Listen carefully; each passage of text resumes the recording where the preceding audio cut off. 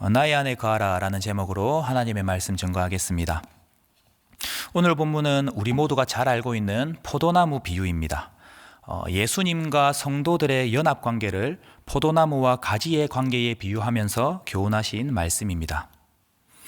먼저 1절 말씀을 보시면 어떻게 시작을 하고 있습니까? 나는 참 포도나무요 라는 말씀으로 시작을 하고 있습니다. 그냥 포도나무라고 하지 않고 참 포도나무라고 소개하고 있습니다. 자, 여러분, 여기서 참이라고 하는 형용사는 말 그대로 거짓된 이라는 말과 반대되는 개념입니다. 그러니까 지금 거짓된 포도나무로서의 역할을 감당하지 못한 다른 포도나무가 있다는 것이 전제가 되겠지요. 여러분, 그 포도나무는 누구를 가리키는 것입니까? 이스라엘입니다. 구약에도 포도나무가 종종 언급이 되는데요. 구약의 포도나무는 예수님이 아닌 이스라엘을 가리킬 때 사용되었습니다. 오늘 본문에서는 예수님을 가리키고 있는데 구약에서는 이스라엘을 가리킬 때 사용되었다는 겁니다. 그리고 그렇게 구약 곳곳에 소개된 포도나무의 내용들을 정리해보면 하나님께서 극상품 포도나무를 애굽에서 가나안 땅으로 옮겨 심으셨는데 그 포도나무가 악한 가지를 내더니 결국 들포도를 맺게 되었고 하나님께서는 그 들포도 맺은 나무를 베어서 땔감으로 사용하셨다라는 겁니다. 여러분, 구약에서 포도나무는 이스라엘 백성을 가리키고요. 들포도를 맺었다는 것은 하나님께 대한 불순종을 가리키는 것입니다.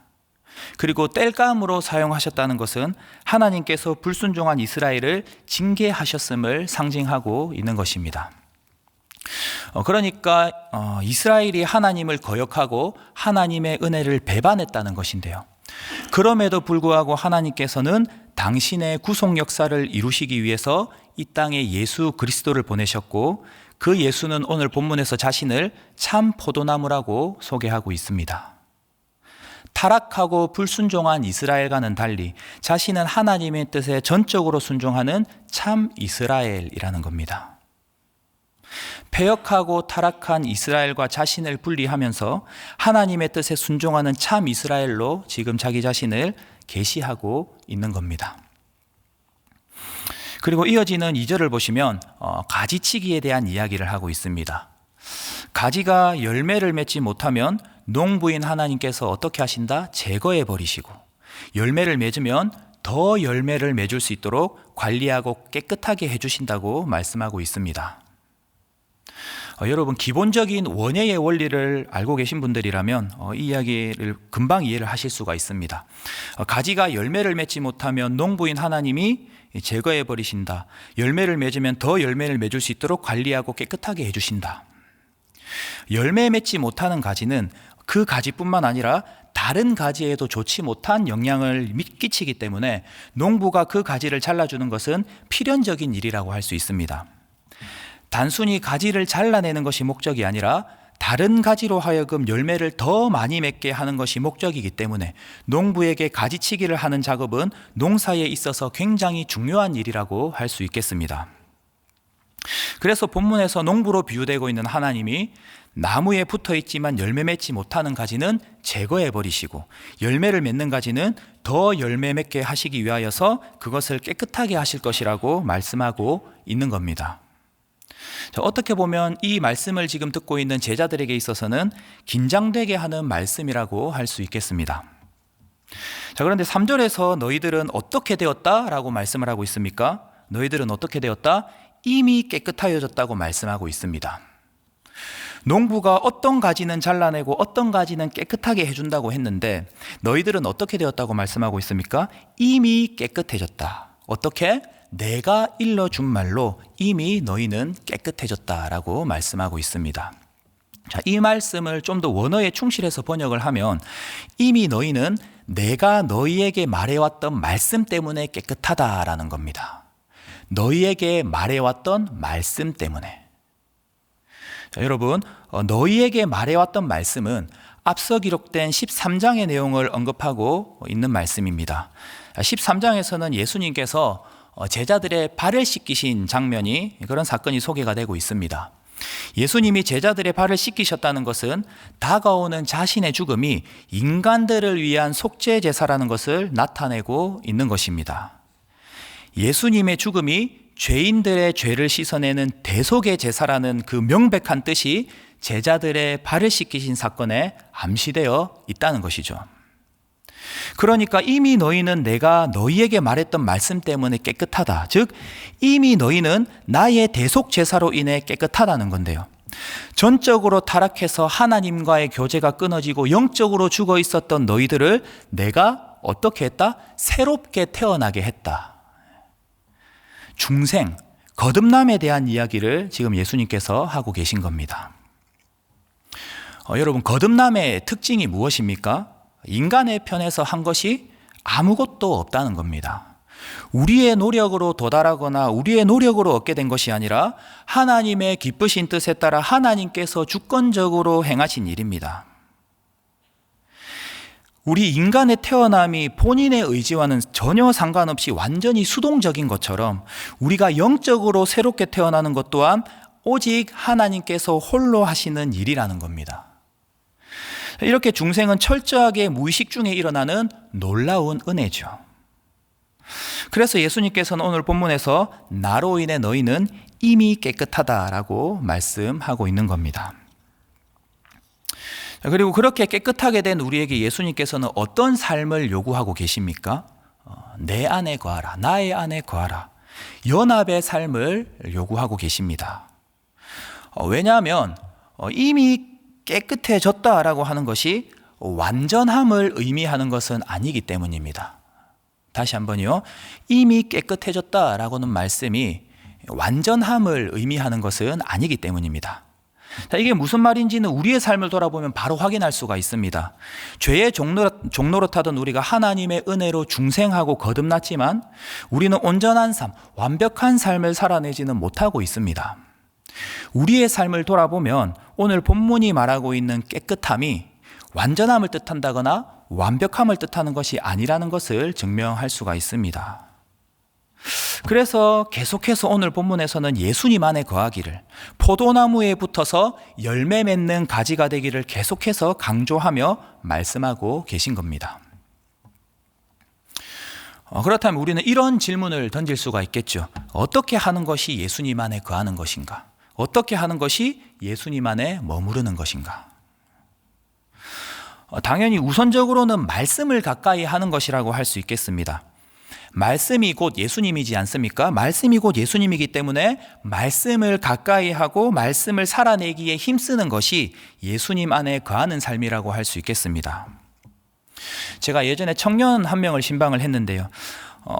이런 이야기를 하는 겁니다. 당시에 팀원 누군가와 관계적으로 굉장히 어려움이 있다는 이야기를 저에게 해주었습니다. 그런데 그 이야기를 듣는 내내 제 마음 가운데 성경 한 구절이 계속해서 떠오르고 생각이 나는 거예요. 그래서 인간이 인간에게 해줄 수 있는 말이 아닌 묵상하고 떠오르는 그 말씀을 그 청년에게도 묵상해 볼 것을 권유하면서 그렇게 격려를 해 주었습니다. 그리고 며칠 뒤에 그 청년에게 연락이 왔거든요. 그 말씀을 묵상하는 가운데에 하나님의 선한 인도하심이 있었다는 것을 경험할 수 있었고, 정말 그 사람에게 문제가 있는 것이 아니라 먼저 나에게 문제가 있었구나, 나의 잘못도 있구나라는 것이 돌아봐지면서 결국 그 문제는 잘 해결되어서 지금은 마음이 너무 평안합니다 라고 저에게 연락을 주는 겁니다. 문제를 안고서 다른 것 아닌 하나님의 말씀 앞에 선 겁니다. 다른 것에 집중하기보다, 다른 세상의 말들, 다른 사람의 말에 집중하기보다 하나님의 말씀에 집중한 겁니다. 나의 안에 거하라는 예수님의 말씀처럼 예수님 안에 거하기를 힘쓴 것이고, 그 결과 인내의 열매를, 사랑의 열매를, 화평의 열매를, 오래 참음의 열매를 맺게 된 거죠. 이렇게 하나님의 말씀을 가까이 하고 하나님의 말씀을 살아내기에 힘쓸 때에, 예수님 안에 거하고 예수님이 우리 안에 거할 때에 우리는 우리의 힘으로는 할 수 없는 일을, 우리의 힘으로는 할 수 없는 놀라운 능력을 경험하고 열매 맺는 삶을 살게 되는 것이라고 할 수 있습니다. 그리고 어떻게 하는 것이 예수님 안에 거하는 것인가 했을 때에 두 번째로는 죄를 멀리하는 것이라고 할 수 있겠습니다. 사실 이건 말씀을 가까이 하는 것과 연결되는 내용이라고 할 수 있는데요. 말씀을 가까이 하고 말씀을 살아내기에 힘쓸 때에 자연스럽게 따라오는 것이 무엇이 되겠습니까? 죄를 멀리하게 되는 것입니다. 말씀을 가까이 하면 죄로부터 멀어질 수밖에 없고 말씀과 멀어지면 죄와 가까워질 수밖에 없는 것입니다. 흔히 잘못 생각하는 것이 우리 안에는 죄성이 있기 때문에 어쩔 수 없이 죄를 짓게 된다라고들 이야기를 합니다. 우리는 죄를 지을 수밖에 없는 존재야 라고 생각을 하면서 죄 짓는 일을 그렇게 불편하게 생각하지 않는 모습들을 종종 보곤 합니다. 하지만 우리가 정말로 죄를 지을 수밖에 없는 존재입니까? 아니죠. 성경은 우리의 거듭남을 이야기하고 있고요. 우리의 거듭남의 근거가 되는 그리스도의 속죄제사가 우리를 죄의 지배로부터 벗어나게 했다라고 성경은 기록하고 있습니다. 뿐만 아니라 그리스도의 영이신 성령께서 우리 안에 새로운 힘과 본성으로 내주하시면서 육체의 기능을 지배하신다고 성경은 이야기하고 있습니다. 그리고 그 힘으로 지금도 계속해서 우리를 유혹하고 있는 죄를 물리칠 수 있다라고 교훈을 하고 있습니다. 그렇습니다. 우리는 죄를 짓기도 하지만 죄를 짓지 않을 수도 있습니다. 죄를 짓지 않는다는 것이 아니라 죄를 짓지 않을 수도 있습니다. 요한일서 3장 9절 말씀을 함께 읽어볼까요? 함께 읽겠습니다. 시작. 하나님께로부터 난 자마다 죄를 짓지 아니하나니 이는 하나님의 씨가 그의 속에 거함이요 그도 범죄하지 못하는 것은 하나님께로부터 났음이라. 아멘. 요한일서 5장 18절 말씀도 함께 한번 읽어보겠습니다. 시작. 하나님께로부터 난 자는 다 범죄하지 아니하는 줄을 우리가 아노라. 하나님께로부터 나신 자가 그를 지키심에 악한 자가 그를 만지지도 못하느니라. 아멘. 자, 여기서 하나님께로부터 난 자라고 하는 이 말은 거듭난 자, 중생한 자를 말하고 있는 건데요. 이미 중생이 우리를 죄의 지배에서 벗어나게 했기 때문에 더 이상 죄를 짓지 않을 수 있다는 겁니다. 그리스도의 영이신 성령의 내주하심으로 우리를 유혹하는 죄를 물리칠 수 있다는 것이 요한일서에서 강조하고 있는 정신입니다.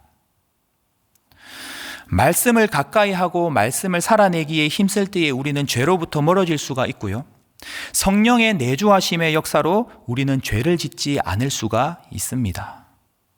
가지를 쳐내는 작업을 통해서 포도나무에 더 많은 열매를 맺을 수 있는 것처럼 죄로부터 멀어지는 일들을 통해서 우리는 삶에서 하나님이 기뻐하시는 열매를 더 많이 맺을 수 있는 것이라고 할 수 있겠습니다. 자, 어떻게 하는 것이 예수님 안에 거하는 것인가 했을 때 마지막으로 공동체 안에 머무는 삶이라고 할 수 있습니다. 그리스도는 우리의 머리 되시고 우리는 그분의 몸이요 지체다라고 성경에서는 이야기를 하고 있습니다. 때문에 머리 대신 예수님을 주님으로 알고 그 예수님을 사랑하고 그 예수님을 경배하는 주의 몸된 공동체, 그 공동체 안에 머무르고 그 공동체를 즐거이 섬기는 것이 예수님 안에 거하는 삶이라고 할 수 있겠죠. 자, 이렇게 우리는 하나님의 말씀을 가까이 하고 죄를 멀리하며 주의 공동체 안에 머무르기를 힘쓸 때에 열매 맺는 가지다운 삶을 영위할 수가 있는 것입니다. 그리고 그렇게 사는 삶을 오늘 마지막 8절에서는 어떻게 이야기를 하고 있습니까? 8절 말씀 함께 읽어보도록 하겠습니다. 읽겠습니다. 시작. 너희가 열매를 많이 맺으면 내 아버지께서 영광을 받으실 것이요 너희는 내 제자가 되리라. 아멘. 하나님께 영광을 돌리는 삶, 하나님을 영화롭게 하는 것이 우리가 지음받은 목적이잖아요. 그렇죠? 예수님 안에 거하고 열매를 많이 맺을 때에 우리를 통해서 하나님께서 영광을 받으시고 우리는 제자로 인정받는다는 것입니다. 여러분, 하나님의 영광을 드러내고 제자로 인정받는 것, 이것만큼 의미 있고 가치 있는 삶이 어디 있겠습니까? 그런 삶이야말로 우리의 지음받은 목적의 가치가 드러난다고 할 수 있겠습니다. 사랑하는 성도 여러분, 오늘 말씀을 기억하여서 매 순간 참 포도나무이신 예수님 안에 거하시는 여러분들이 되기를 원합니다. 말씀을 가까이 하고 죄를 멀리하며 주의 몸된 공동체 속에서 즐거이 섬기시는 여러분들이 되기를 원합니다. 그리하여 오늘 하루의 삶도, 새로운 한 주간의 삶도 보냄받은 자리에서 많은 열매를 맺고 하나님께 영광 돌리는 3일의 모든 성도님들이 되시기를 주 안에서 간절히 바라고 소망합니다. 함께 기도하도록 하겠습니다. 오늘 주신 말씀을 붙들고 기도하시고요. 들고 나오신 개인의 간절한 기도 제목을 붙들고 기도하시고요. 그리고 교회에 여러 가지 사역들이 있습니다. 4월에는 고난주간이 있고요. 5월에는 해외 선교 답사가 있고요. 6월에도 특세가 있고요. 7월에는 국내 선교, 쭉 계속해서 우리 3일 교회 사역들이 있습니다. 우리 교회의 모든 사역들을 위해서도 기도해 주시고, 담임 목사님의 성령 충만함을 위해서 기도해 주시고, 나눠드린 기도 제목 가지고 기도하시다가 자유롭게 돌아가시기를 바랍니다. 함께 기도하겠습니다. 사랑하는 하나님 아버지, 은혜와 사랑에 감사를 드립니다.